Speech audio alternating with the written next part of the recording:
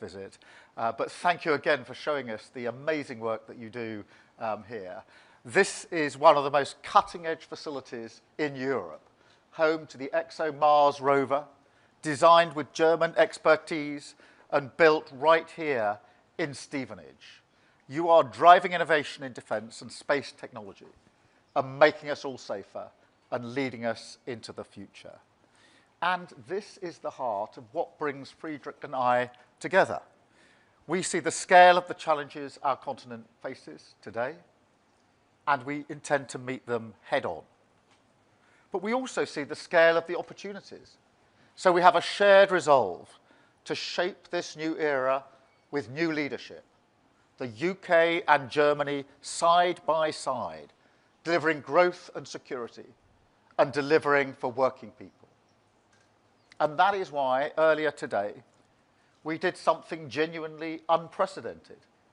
Building on our new agreement with the EU, together we signed the Kensington Treaty, the first ever major bilateral treaty between the United Kingdom and Germany. Two great modern European nations.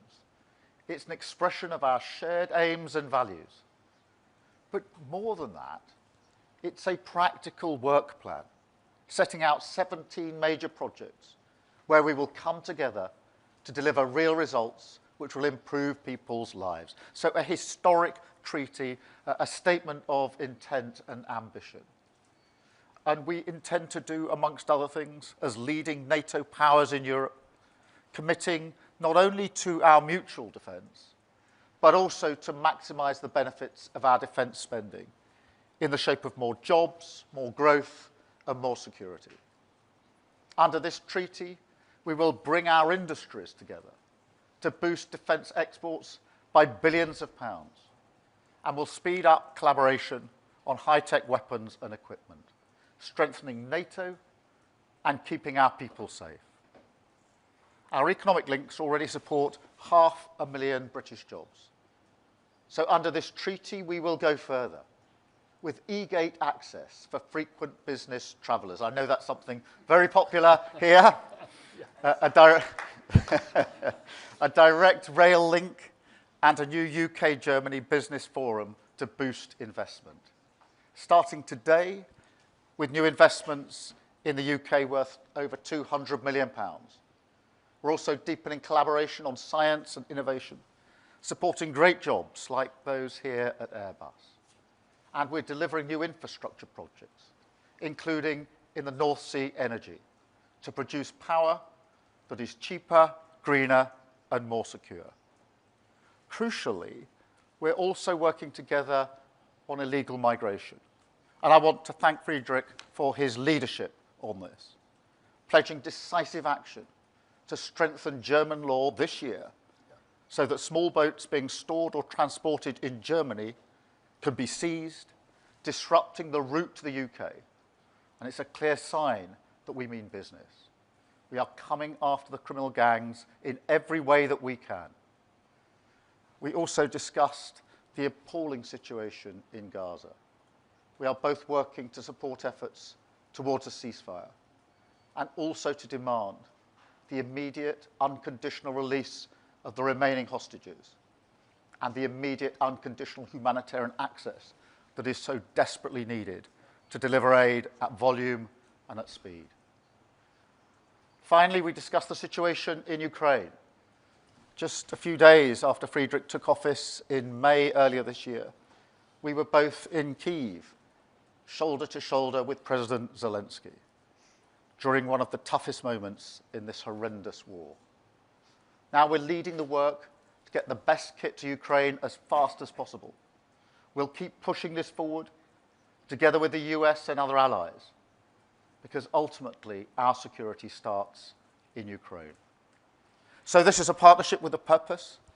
I think it illustrates what our work on the international stage is all about, building the foundations of stability across our continent that make us safer, boost our economy, and deliver change across for our people. It's about delivering results, and that's what we're working towards. And in a dangerous world, we do this together. So thank you, Friedrich, for your partnership and your friendship. And over to you. Thank you, Honourable Prime Minister, dear Keir. Ladies and gentlemen, first of all, let me say that I'm really proud and happy to be here today and to enjoy your hospitality. Many thanks to the Airbus team, and many thanks for joining us this afternoon. This is, as Keir said, really an historic day. And let me turn into German. We are really on the way to a new chapter. Wir schlagen heute ein neues Kapitel auf der deutsch-britischen Beziehungen. Wir antworten gemeinsam auf die großen neuen Herausforderungen unserer Zeit, in der wir leben. Großbritannien hat zu meinem persönlichen großen und anhaltenden Bedauern die Europäische Union verlassen. Russland rüttelt an der europäischen Sicherheitsarchitektur.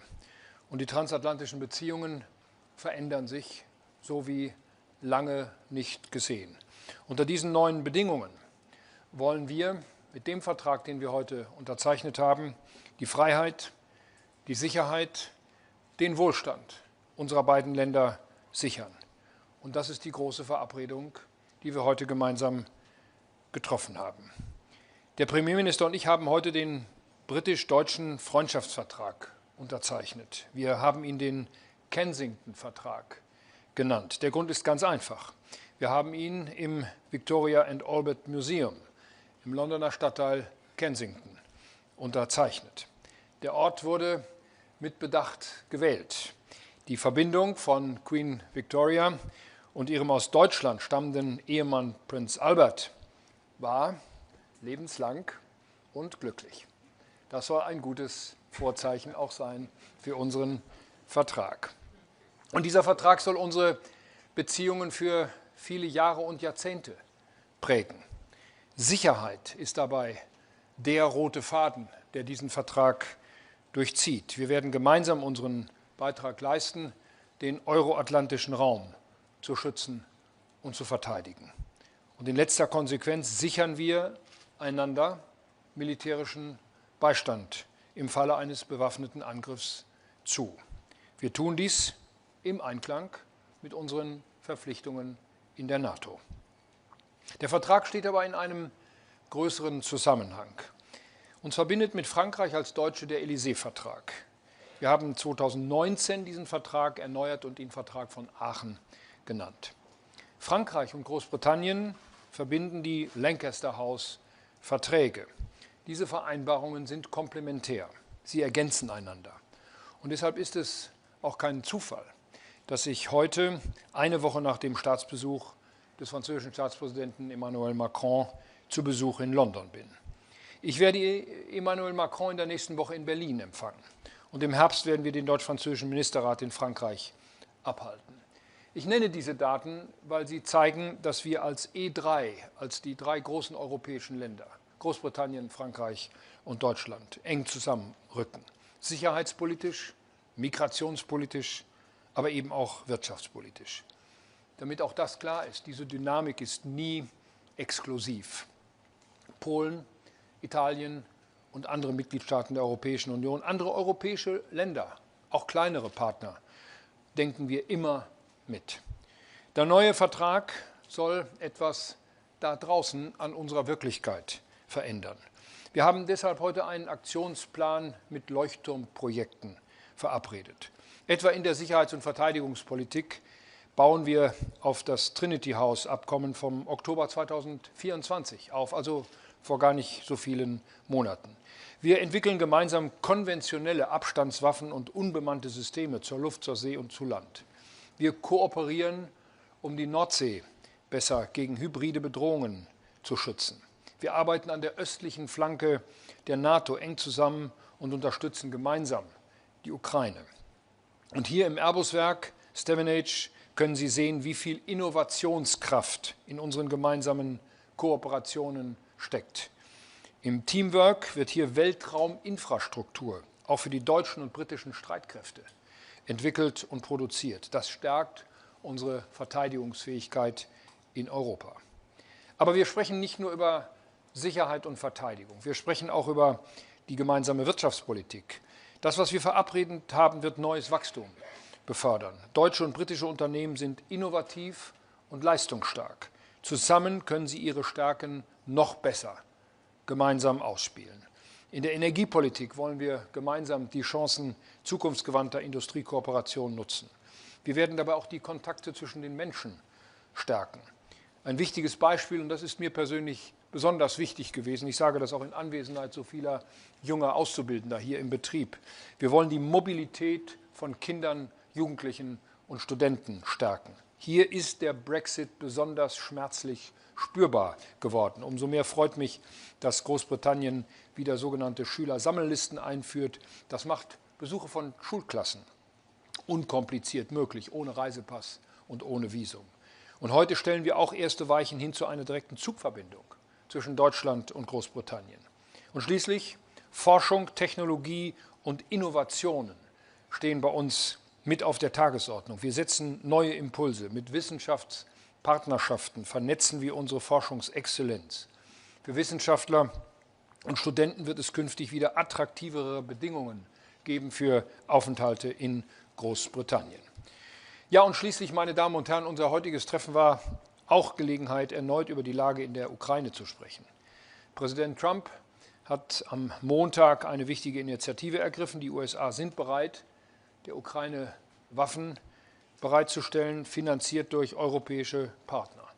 Deutschland will einen wichtigen Beitrag dazu leisten. Wir müssen nun schnellstmöglich mit den Partnern über Einzelheiten sprechen. Vor allem brauchen wir Klarheit, wie Waffensysteme durch die USA ersetzt werden, die von europäischer Seite abgegeben werden. Das erhöht den Druck auf Putin, endlich über Frieden zu verhandeln. Und das zeigt, Europa und die USA ziehen in der Sicherheitspolitik am selben Strang. Ich möchte mit einer guten Nachricht schließen. Heute ist auch deshalb ein besonderer Tag, weil wir den Geburtstag von Anita Lasker-Wallfisch feiern. Den Horror des Holocaust hat Anita Lasker-Wallfisch überlebt im Mädchenorchester von Auschwitz. Seit vielen Jahren macht sie sich unermüdlich für Freiheit, Demokratie und Menschlichkeit stark. Hier in London feiert sie heute am Tag ihren 100. Geburtstag. Wir gratulieren ihr nicht nur herzlich, sondern wir danken ihr für ihre unermüdliche Arbeit, die sie in den letzten Jahrzehnten geleistet hat, um das Erinnern an das Grauen des Holocaust wachzuhalten und uns immer wieder zu ermahnen, nicht nachzulassen in der Freundschaft mit unseren Nachbarn in Europa. Ja, und Keir, du hast es gesagt, eigentlich ist es eine ziemliche Überraschung, dass es in den letzten Jahrzehnten eine solche Initiative nicht gab, dass es keinen deutsch-britischen Freundschaftsvertrag gegeben hat. Ich möchte deswegen ausdrücklich der Vorgängerregierung danken, die diese Initiative ergriffen hat und die vorbereitenden Arbeiten geleistet haben, die wir in der jetzigen Regierung in kürzester Zeit abgeschlossen haben und wir heute nun endlich im Jahr 2025 erstmalig zum Abschluss eines solchen Vertrages über Freundschaft und Zusammenarbeit zwischen Großbritannien, dem Vereinigten Königreich und Nordirland und Deutschland zu kommen. Das ist wahrhaft ein historischer Tag und ich fühle mich geehrt, als deutscher Bundeskanzler heute hier stehen zu dürfen und mit dem britischen Premierminister diesen Vertrag zu unterzeichnen. Wir tun das nicht für uns beide. Wir tun das für unsere beiden Länder und wir tun das vor allen Dingen für Sie, auch für euch, für die junge Generation, denen wir eine gute Perspektive geben wollen in diesem Europa, das weiter zusammenwachsen muss, gerade auch in Deutschland und in Großbritannien. Herzlichen Dank.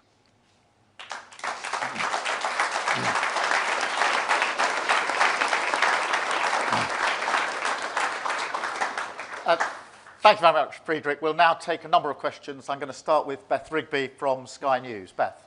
Thank you, Prime Minister. Beth Rigby, Sky News. Prime Minister, on Ukraine, President Trump has signalled he's prepared to sell more weapons to allies to send to Ukraine. The Chancellor just referenced that, including Patriot missile systems. Will the UK be involved, and how much of a game changer will this be?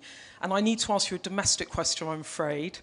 In 1997, when 47 MPs voted against Tony Blair's welfare plans, not a single one had the whip removed. He, like you, had a massive majority, but unlike you, he just didn't feel the need to punish MPs. Why are you so rattled by this? Doesn't it look weak? And to the Chancellor, if I may, on illegal migration, you're planning to stop people smugglers using warehouses to store boats, which is very welcome. The French have agreed a trial of a one-in, one-out solution. But aren't Britain's problems being exacerbated by European Union failing to properly police its borders? And aren't you also hurting politically at home because of this? And just quickly on Ukraine, do you think President Trump... Okay. I know, This is one question from that. I know, sorry, I'm sorry. Do you think President Trump is finally seeing President Putin for who he really is? And how much is that going to help Kyiv? Thank you so much. Thank you. Beth, let me take your two first. On the question of Ukraine, obviously we've been working with our allies and with the US for a very long time now, but particularly intensely in recent weeks, to get to the position we're in now, where the President has made it absolutely clear that he wants Putin to move, and backing that up with capability, both military capability, as it were, but also economic as well. That is really important, and we are discussing it closely. We had a long discussion about it. Today we discuss it almost every time we meet. And we are working together on that. Last week, of course, we had the Coalition of the Willing meeting, where we had US representation there, particularly on the question of sanctions. So we are working hard with the US on this. And I think this shows the strength of Germany, France, and the UK working so closely together with other allies in Europe, but also working very closely with the US. On the domestic question, look, we were elected in to change this country for the better, and that means we've got to carry through that change, and we've got to carry through reforms, because we inherited a broken economy and broken public services. No government has inherited both of those ever before, and I'm determined that we will change this country for the better for millions of working people. And I'm not going to be deflected from that. Therefore, we had to deal with people who repeatedly break the whip, because everyone was elected as a Labour MP on the manifesto of change, and everybody needs to deliver as a Labour government. This is about what we're doing for the country, and that's why I'm so determined to press forward with the reforms and the change that we need to bring about. Thank you very much. Friedrich. Thank you for brief questions. Have we brought enough time for today? And so I'm free. I have no other meeting today. No. Zuerst zur Ukraine. Ich bin sehr dankbar, dass Präsident Trump in den letzten Tagen erneut seine Bereitschaft gezeigt hat, der Ukraine auch mit Waffen weiter zu helfen. Wir haben in den letzten Tagen eine Verabredung getroffen, dass wir vom europäischen Kontinent und aus Europa insgesamt neue Patriot-Systeme an die Ukraine liefern und dass diese Systeme dann aus den USA heraus ersetzt werden. Denn wir müssen ja auch unsere eigene Verteidigungsfähigkeit aufrechterhalten. Ich gehe davon aus, dass in diesen Stunden darüber zwischen den Verteidigungsministern Verabredungen getroffen werden, die das dann auch entsprechend technisch möglich machen, was der amerikanische Präsident auch am letzten Wochenende erneut zugesagt hat. Zur Einwanderungspolitik. Diese deutsche Bundesregierung hat einen weiteren Kurswechsel vollzogen, nachdem auch die vorangegangene Bundesregierung bereits erste Konsequenzen aus den zu hohen Zahlen gezogen hat.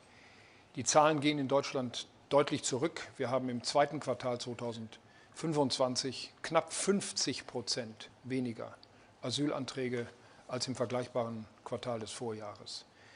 Wir haben Grenzkontrollen verstärkt. Wir wissen allerdings, dass Grenzkontrollen nur auf Zeit ihre notwendige Wirkung haben. Wir wollen den Schengen-Raum nicht beschädigen. Wir wollen den internen Markt, also den Binnenmarkt, nicht beschädigen. Wir wollen den freien Personenverkehr, den Güterverkehr, den Warenverkehr, den Dienstleistungsverkehr aufrechterhalten. Insofern setze ich mich auch persönlich sehr stark dafür ein, dass wir zu gemeinsamen und besseren europäischen Regeln kommen. Und diese Regeln müssen die Grenzen der Europäischen Union insgesamt besser schützen. Und ich habe mit Premierminister Starmer auch über dieses Thema heute Morgen ausführlich gesprochen, dass wir hier auch mit Großbritannien eng zusammenarbeiten.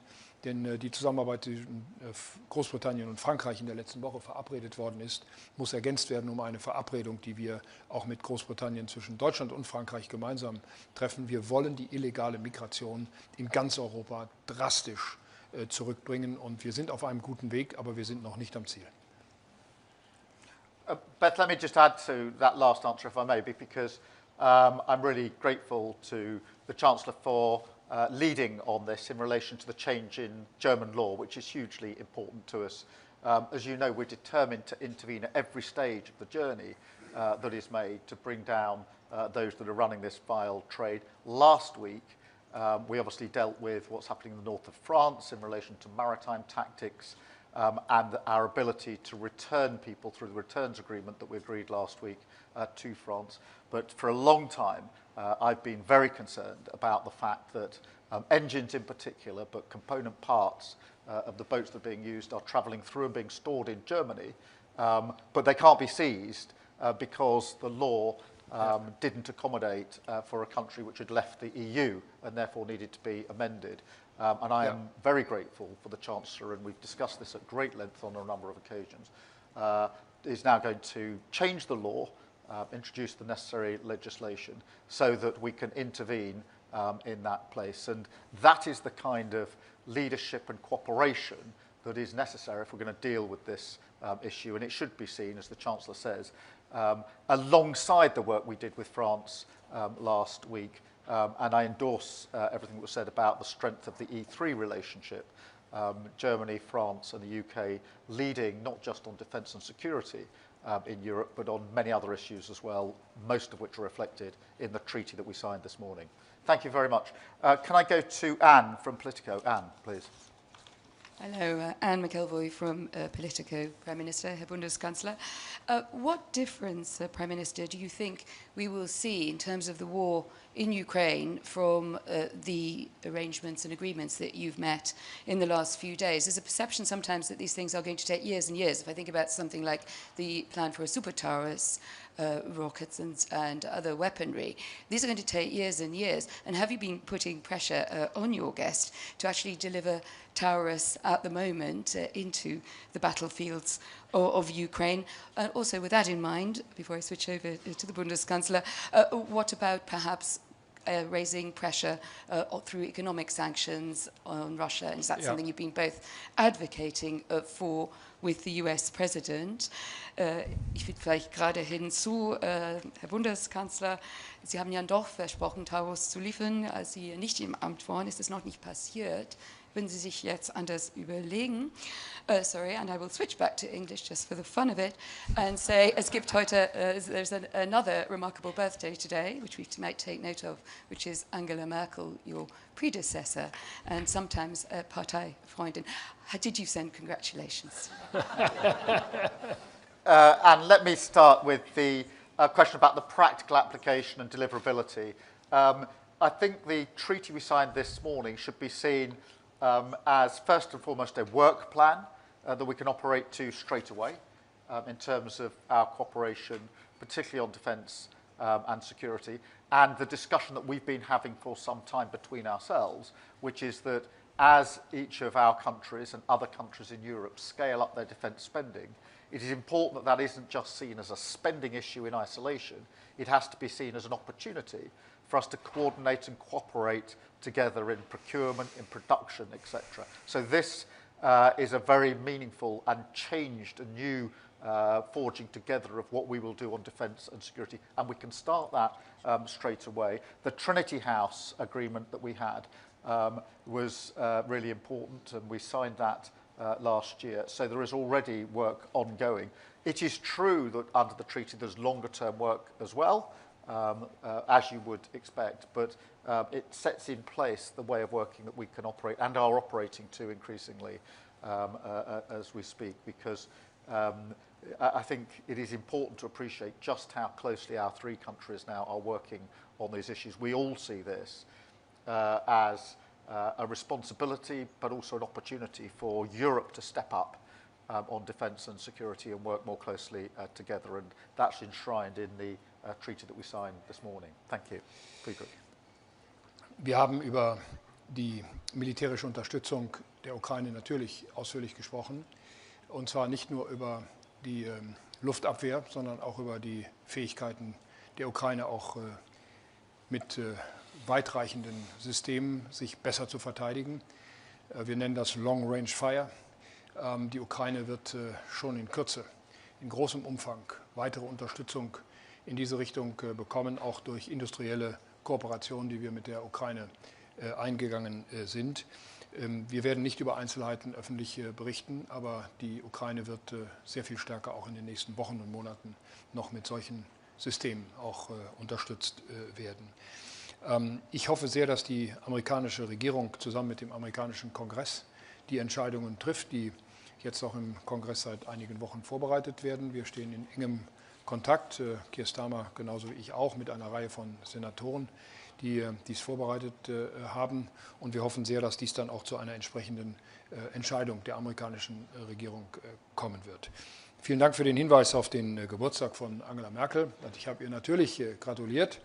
Und wenn sie eines Tages so alt wird wie Anita Lasker-Wallfisch, dann werde ich ihr natürlich auch öffentlich gratulieren. Herzlichen Dank.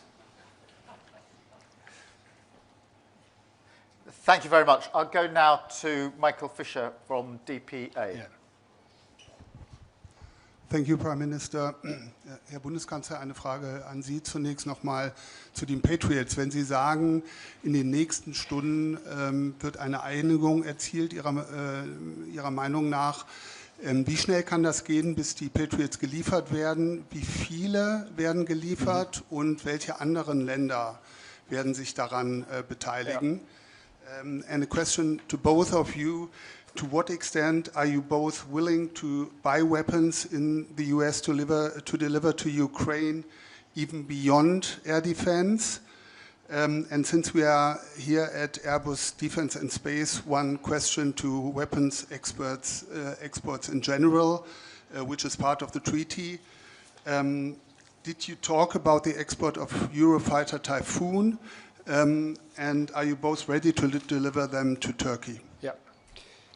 You first? No, you go first. Ja, okay. Also Herr Fischer, nur damit das nochmal klargestellt ist, ich habe nicht gesagt, dass in den nächsten Stunden eine Entscheidung kommt, sondern in diesen Stunden verhandeln die Verteidigungsministerien und die Verteidigungsminister auch über Details, wie wir zu einer entsprechenden Lieferung von Patriots an die Ukraine in kurzer Zeit kommen können.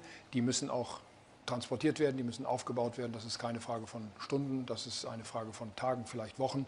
Aber die Verhandlungen sind sehr konkret und wir haben noch kein Ergebnis, aber die Bereitschaft der amerikanischen Seite ist da, das zu tun. Wir haben auch über die Frage der Exportgenehmigungen gesprochen.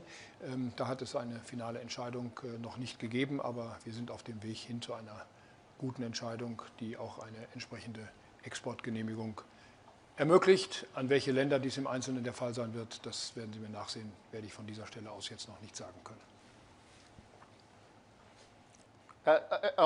In relation to Ukraine, obviously we're working with allies on the provision of capability. We have been for some considerable period throughout this conflict.